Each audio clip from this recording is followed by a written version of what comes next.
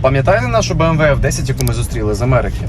Так от, по кузову вона з мінімальними пошкодженнями, і ми вирішили взятися за техніку. Першим ділом зробили базове ТО, перевірили ходову, замінили муфту еластичну на кардані, колодки, фільтра масла, свічки. Ну і відповідно, так як це N20, було прийнято рішення також замінити цепочку. Зараз ці всі запчастинки у нас вже в машинці, і через 3 дні ми її вже забираємо і веземо робити внешку.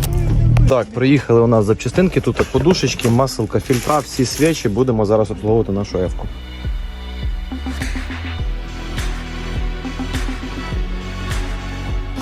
Так, одразу поки машинка на підйомнику, можемо бачити, в якому шикарному стані у нас кузов. Вся підвісочка просто сіренька, немає ніяких запотівань. Ось в такому стані мають приїжджати машинки з США.